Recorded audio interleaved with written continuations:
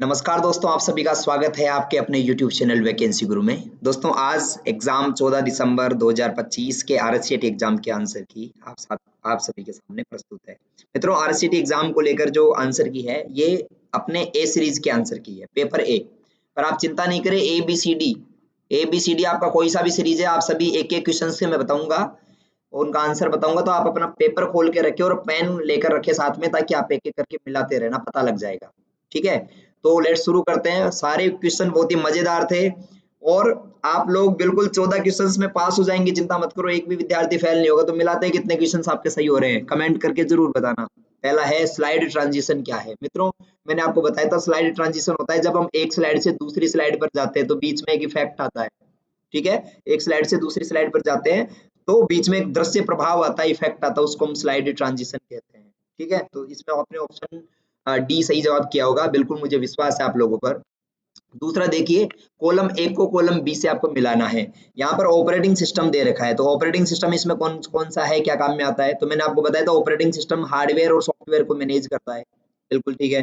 Web browser क्या काम में आता है, वेबसाइट पर कुछ सर्च करने ब्राउज करने के काम में आता है।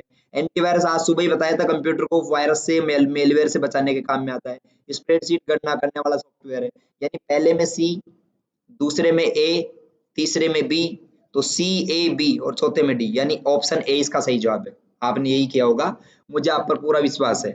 तीसरा देखिए, निम्न में से कौन सा एमएस वर्ड में टेक्स्ट फॉर्मेटिंग नहीं है। देखो, टेक्स्ट की फॉर्मेटिंग में हम बोल्ड भी करते हैं, इटैलिक भी करते हैं, अंडरलाइन भी करते हैं, पर कॉपी इसकी फॉर्मेटिंग थोड़ी होती है। कॉपी तो एक जगह से उठाकर दूसरी जगह ले जाना है।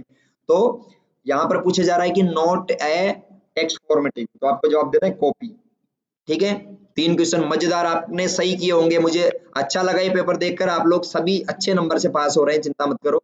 किसी टीम प्रोजेक्ट के लिए माइक्रोसॉफ्ट वर्ड की पारंपरिक ऑफलाइन स्थापना की तुलना में गूगल डॉक्स का उपयोग करने का सबसे महत्वपूर्ण लाभ क्या है। देखो, गूगल डॉक्स के बारे में मैंने आपको बताया था कि आप ऑनलाइन डॉक्यूमेंट्स बना सकते हो इसके माध्यम से। ठीक है, ऑनलाइन डॉक्यूमेंट्स बना सकते हो। तो इसका जो सही जवाब रहेगा वो है यह एकाधिक उपयोगकर्ता, मतलब इसमें एक से ज्यादा यूजर भी एक साथ काम कर सकते हैं।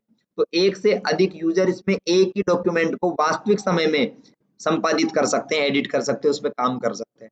क्योंकि ये ऑनलाइन होता है, सभी के कंप्यूटर्स में खुल जाएगा, सभी इसमें काम कर लेंगे। और गूगल डॉक्स के बारे में मैंने बताया था, डॉक्स यानी डॉक्यूमेंट बनाने वाला, तो आपको समझ में आ गया होगा, यहाँ पर दस्तावेज कहा गया, तो इसका सही आंसर ऑप्शन डी किया होगा। अगला ई गवर्नेंस, मैंने आपको 4-5 बार बताया था। ई गवर्नेंस का मतलब होता है सरकार की योजनाओं का लाभ लेना ऑनलाइन माध्यम से। ठीक है, तो सरकार की योजनाओं का ऑनलाइन माध्यम से लाभ लेते हुए ई गवर्नेंस होता है। अब इसमें क्या है, एक प्रकार की सरकार जो कंप्यूटर द्वारा संचालित है नहीं, एक नागरिकों को सरकारी सेवाएं प्रदान करने के लिए सूचना और संचार प्रौद्योगिकी आईसीटी का उपयोग, ये सही जवाब है। ठीक है, तो इसका सही आंसर ऑप्शन बी किया होगा आपने। अगला, आज सुबह मैंने बताया था आपको क्लास में, आपका कंप्यूटर अगर धीरे चल रहा है, मैंने बताया था ना कंप्यूटर की गति बढ़ाने के लिए। ठीक है, तो अगर आपका कंप्यूटर धीरे चल रहा है पर इसमें रिस्टार्ट करने के अलावा अस्थायी फाइल हटाना है, कल शाम को भी लाइव क्लास में आया था कि आपको बिना काम की फाइलों को हटाना चाहते हो, अपनी डिस्क को क्लीन करना चाहते हो, स्पेस को खाली करना चाहते हो, तो आप किसका यूज करोगे। तो दोस्तों डिस्क क्लीनअप का इस्तेमाल करेंगे, डिस्क को क्लीन करने के लिए, अस्थायी फाइलों को हटाने के लिए। तो डिस्क क्लीनअप इसका सही जवाब होगा। अगला, ई मित्र क्या है, आप सबने सही किया होगा। ई मित्र क्या होता है, राजस्थान सरकार की एक ई गवर्नेंस पहल है। राजस्थान सरकार की एक ई गवर्नेंस पहल है ई मित्र, तो आपने इसमें ये आंसर किया होगा, बिल्कुल आपका ठीक है। आगे चलते हैं भाई 8वें में। आप एक वैज्ञानिक है, मान लो आप एक वैज्ञानिक हो और मौसम पूर्वानुमान के लिए भारी मात्रा में डेटा प्रोसेस करना है, तो इसके लिए आप कौन सा कंप्यूटर काम में लोगे। मैंने आपको बताया था कल परसों की क्लास में ही कि हम सुपर कंप्यूटर का इस्तेमाल नहीं करते, सुपर कंप्यूटर का इस्तेमाल कौन करते हैं, वैज्ञानिक लोग करते हैं, भूकंप की जानकारी में, ठीक है, मौसम की भविष्यवाणी में। तो सुपर कंप्यूटर इसका सही जवाब है ऑप्शन बी। आगे चलते हैं 9वां, डिजिटल हस्ताक्षर क्या है। सेम क्वेश्चन सेम ऑप्शंस के साथ, डिजिटल हस्ताक्षर क्या है, यह आश्वासन देता है कि जो संदेश किसी ज्ञात प्रेषक ने बनाया है वह जो है पारगमन के दौरान उसमें कोई भी परिवर्तन नहीं किया गया है, यानी ओरिजिनल है, वो उसको वेरीफाई करता है कि ओरिजिनल है। तो ऑप्शन सी इसका सही जवाब है। डिजिटल हस्ताक्षर का क्वेश्चन आज सुबह की भी क्लास में था। अगला, इंसर्ट टैब का सेम क्वेश्चन मिला है, मैंने बताया था इंसर्ट टैब में हम चार्ट, शेप, वर्ड आर्ट आदि ले सकते हैं, है ना, ये स्मार्ट आर्ट आदि ले सकते हैं। अब इसमें क्या है, देखो पदानुक्रम में आपको बताना है, स्टेप के अंतर्गत कौन सी सुविधा किसी प्रोसेस चक्र या पदानुक्रम का दृश्य प्रतिनिधित्व करने के लिए उपयोग में ली जाती है। तो प्रोसेस के लिए मैंने बताया था आपको स्मार्ट आर्ट, बताया था ना स्मार्ट आर्ट, कल शाम की क्लास में था ही, कल शाम की लाइव क्लास में था स्मार्ट आर्ट, जो किसी भी प्रोसेस को, ठीक है, या फिर पदानुक्रम को आदि को दिखाने का काम करता है, स्मार्ट आर्ट होता है। तो ऑप्शन सी आपने किया होगा, सही है। अगला मोडेम क्या है, कितनी बार मैंने बोला था आपको मोडेम क्या होता है, एक उपकरण है जो कंप्यूटर को इंटरनेट से कनेक्ट करता है और इसके लिए सिग्नल्स को मॉड्यूलेट और डिमोड्यूलेट करता है। ये भी बताया था कि मोडेम का जो है दो शब्दों से मिलकर बना है, मॉड्यूलेटर और डिमोड्यूलेटर, ठीक है, तो और दोनों से मिलकर मोडेम बना है। तो इसका सही जवाब आपने बी किया होगा, बिल्कुल ठीक है। आगे, आप आधुनिक पीसी पर उपलब्ध सबसे आम वायर्ड कनेक्शन का उपयोग करके प्रिंटर को अपने कंप्यूटर से कनेक्ट करना चाहते हैं तो कौन सा पोर्ट लगाओगे। आपको मालूम है प्रिंटर को और अपने कंप्यूटर को जोड़ना है तो यूएसबी पोर्ट लगाया जाता है, ठीक है, यूएसबी पोर्ट के माध्यम से हम जोड़ते हैं। आगे वेबसाइट का क्वेश्चन है ये, आगे देखते हैं अपन, निम्न में से कथनों को में से क्या सही है, सही कथन बताना है। इंटरनेट और www वर्ल्ड वाइड एक ही चीज है क्या, नहीं, गलत। आईएसपी एक प्रकार का दुर्भावनापूर्ण सॉफ्टवेयर है, नहीं है। मैंने बताया था आईएसपी तो क्या होता है, इंटरनेट सेवा देने वाला है जो हमें इंटरनेट की सेवा देता है। यूआरएल जो है एक सॉफ्टवेयर प्रोग्राम है जिसका आप यूज ईमेल भेजने और प्राप्त करने के लिए करते हैं, नहीं। और वेब ब्राउजर एक सॉफ्टवेयर अनुप्रयोग है जिसका उपयोग वेबसाइट तक पहुंचने के लिए किया जाता है, बिल्कुल सही है। तो ऑप्शन डी इसका सही जवाब है 13वें में। अगला देखो, यूपीआई का पूरा नाम क्या है, आपको कई बार ये क्वेश्चन रिपीट भी हुआ था, 4-4 5-5 बार वीडियोस में आया था। यूपीआई का पूरा नाम होता है unified payment interface, unified payment interface. 15वां देखो, आप अपने परिवार के किसी सदस्य के साथ जो दूसरे शहर में रहता है फोटो का एक बड़ा संग्रह साझा करना चाहते हैं, मतलब आपके पास बहुत सारी फोटोज है, अब आप अपने दोस्त के साथ या अपने परिवार के मेंबर के साथ शेयर करना चाहते हैं, तो आप व्यवहारिक इंटरनेट एप्लीकेशन कौन सा इस्तेमाल करोगे। सिंपल सा है, आप उसको गूगल ड्राइव पर अपलोड कर दो या ड्रॉप बॉक्स में डाल दो या क्लाउड स्टोरेज पे डाल दो, उसके बाद अपलोड जो किया है उसका लिंक शेयर कर दो, ये सिंपल सा तरीका है। ऐसा ही करते हैं हम सभी भी, गूगल ड्राइव पर अपलोड करते हैं, उसका लिंक शेयर कर देते हैं ताकि वो देख ले। आगे, लिब्रे ऑफिस का कौन सा घटक संपन्न वर्ड प्रोसेसर है। आज ही सुबह बताया था कि लिब्रे ऑफिस के अंदर जो डॉक्यूमेंट बनाने के काम में आता है उसको राइटर कहते हैं दोस्तों, क्या कहते हैं, राइटर। तो लिब्रे ऑफिस में आता राइटर। एमएस वर्ड का बताया था मैंने, एमएस वर्ड के अंदर एक एमएस वर्ड था, माइक्रोसॉफ्ट का वर्ड, और गूगल का डॉक्स था, गूगल डॉक्स, माइक्रोसॉफ्ट का वर्ड, और लिब्रे का राइटर।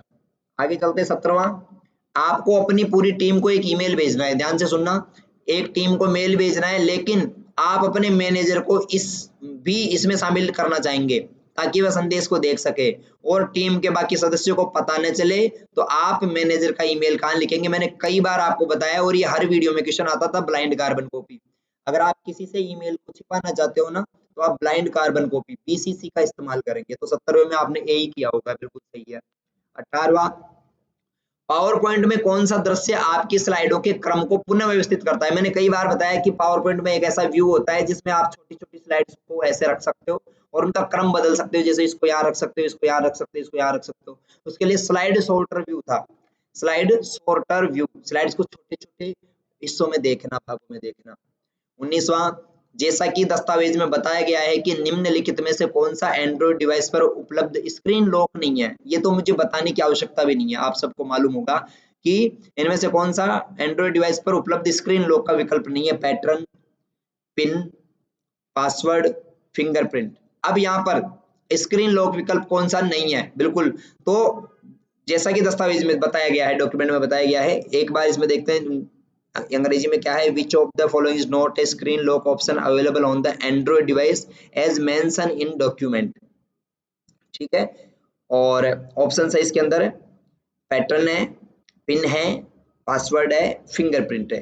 दोस्तों इसमें जो डॉक्यूमेंट में नहीं है उसको हम कह सकते हैं फिंगरप्रिंट, ठीक है। दस्तावेज में बताया नहीं जा सकता उसको फिंगरप्रिंट कह सकते हैं, पैटर्न, पिन, पासवर्ड को तो हम बता सकते हैं। आगे चलते हैं, निम्न में से कौन सा मोबाइल ऑपरेटिंग सिस्टम का उदाहरण है।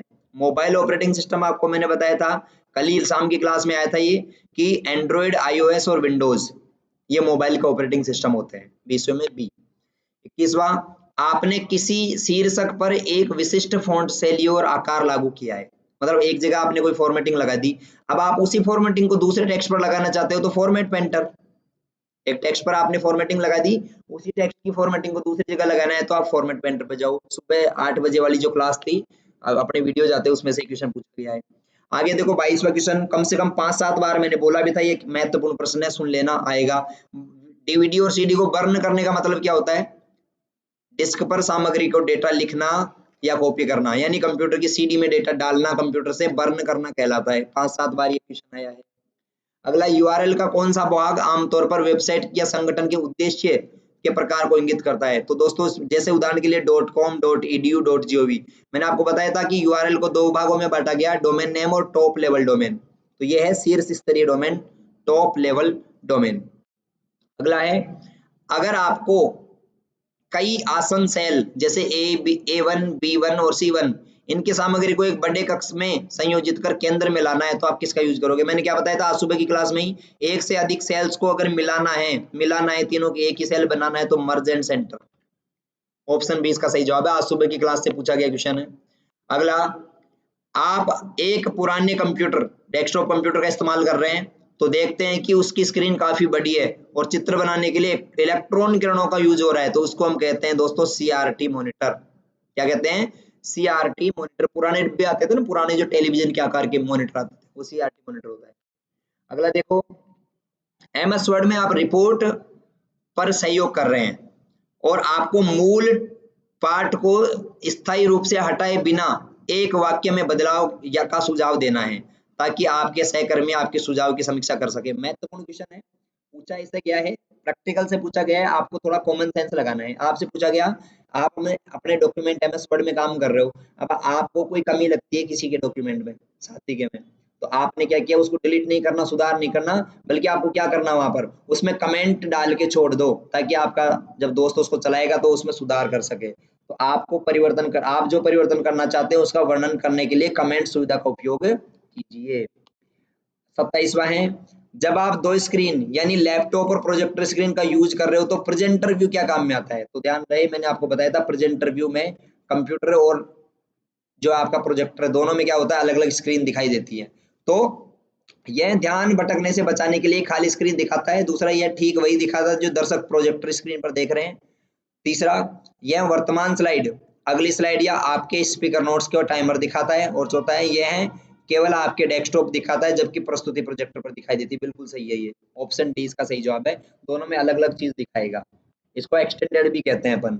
आगे, यदि आपको किसी एमएस एक्सेल में सेल में हैशटैग नेम एरर आ जाए, ठीक है, तो इसका मतलब क्या है, यानी एक्सेल फंक्शन के पार्ट जो है, टेक्स्ट है, उसको नहीं पहचान, मतलब उसको नहीं पहचानता, उसके नाम में गलती है, तो यहाँ पर है उसके नाम में गलती है, फंक्शन के नाम में गलती, ये इसका सही जवाब है। ये आपके इंपॉर्टेंट क्वेश्चंस जो वैकेंसी गुरु का इंपॉर्टेंट क्वेश्चंस है उनमें से पूछा गया क्वेश्चन है। अगला, कौन सा संरक्षण विकल्प पार्ट के बाएं और दाएं मार्जिन के बीच समान रूप से रखता है? मैंने आपको कई बार बताया था ये कि एक अलाइनमेंट होता है जो टेक्स्ट को दोनों तरफ से बराबर करने का काम करता है, ऐसे दोनों तरफ से बराबर करेगा, इधर भी और इधर भी। आपको बताया था ना, जस्टिफाई अलाइनमेंट होता है, कौन सा होता है? Justify alignment. राजस्थान के नागरिकों के लिए सिंगल साइन ऑन एसएसओ क्या है? तो मैंने आपको बताया था, इसके लिए विभिन्न विभागों के लिए अनेक उपयोगकर्ता आईडी पासवर्ड की आवश्यकता होती है नहीं, यह एकल उपयोगकर्ता आईडी और पासवर्ड के साथ कई विभागों की डिजिटल सेवाएं देता है। बिल्कुल सही है, दूसरा सही है, हमें यह एक आईडी पासवर्ड के साथ सभी प्रकार की सरकारी सेवाओं का लाभ दे देता है। अगला है, जीयूआई के संदर्भ में WYSI का अर्थ क्या होता है? इसका मतलब होता है what you see is what you get, what you see is what you get, तो इसका सही जवाब है option B, what you see is what you get. 32वां देखो, विंडोज 11 में स्टार्ट मेन्यू मुख्य रूप से कहां पर होता है? दोस्तों स्टार्ट मेन्यू विंडोज 11 में यहां पर होता है, बीच में, इस जगह, तो टास्क बार के केंद्र में, ठीक है। विंडोज में चयनित आइटम का नाम बदलने के लिए रीनेम करने की शॉर्टकट की, तो रीनेम करने के लिए दोस्तों F2 दबाते हैं अपन, क्या दबाते हैं? F2।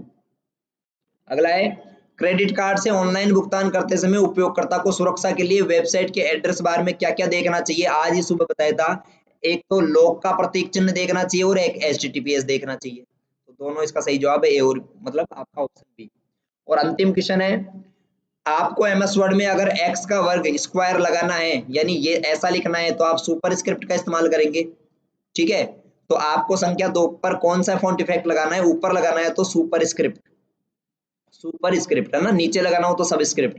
ठीक है, तो ऐसे करके टोटल 15 क्वेश्चंस हमने पढ़े। 15 में से कितने क्वेश्चंस आपके सही हुए कमेंट करके बताइए। वैकेंसी गुरु से पढ़कर आपको कैसा लगा, आने वाले विद्यार्थी जो है उनको आप क्या राय देना चाहते हैं कि तैयारी कैसे करें, पूरी जानकारी आप कमेंट में बताएं। दोस्तों सभी को बहुत बहुत शुभकामनाएं, आपके उज्जवल भविष्य की वैकेंसी गुरु की तरफ से बहुत बहुत शुभकामनाएं। नमस्कार, राम राम, जय श्री राम, राधे राधे।